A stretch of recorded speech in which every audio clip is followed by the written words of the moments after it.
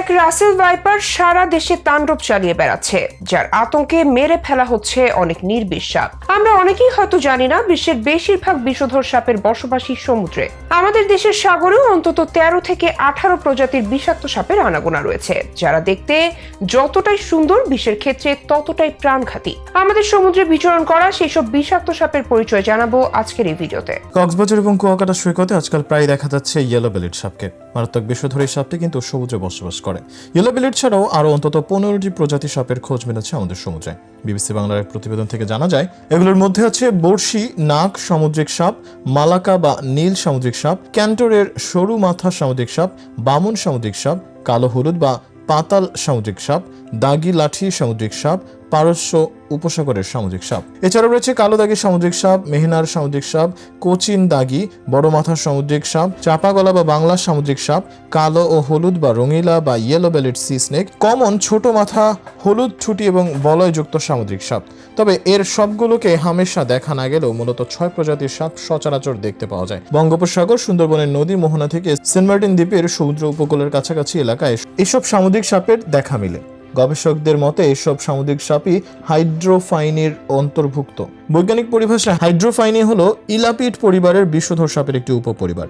এসব সাপ দৈর্ঘ্য 1 মিটার থেকে 2.5 মিটার পর্যন্ত হয়ে থাকে। সব সামুদ্রিক সাপের লেজ চ্যাপ্টা বৈঠার মতো। লেজের বৈশিষ্ট্য দেখে বিষধর নয় এমন সাপের পার্থক্য করা যায়। এদের বিষদাঁত ছোট এবং সামনে অবস্থিত। অধিকাংশ সাপই মাছ খায়, বিশেষত লম্বা বাইম বা পাইপ মাছ, আবার কোনোটি চিংড়ি, আবার কোনোটি মাছের ডিম খায়।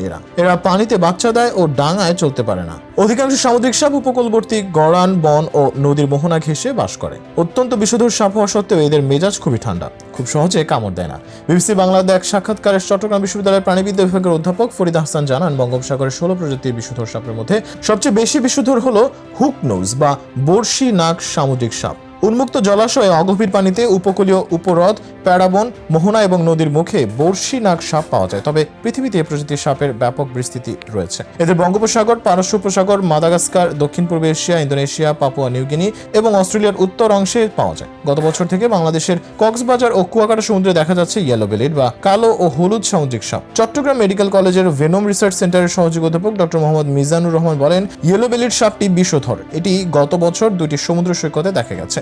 তবে বাংলাদেশে এখনো পর্যন্ত সামুদ্রিক সাপের বিষের তীব্রতা পরিমাপের কোনো গবেষণা হয়নি। এর বৈজ্ঞানিক নাম হাইড্রোফিশ প্ল্যাটারাস।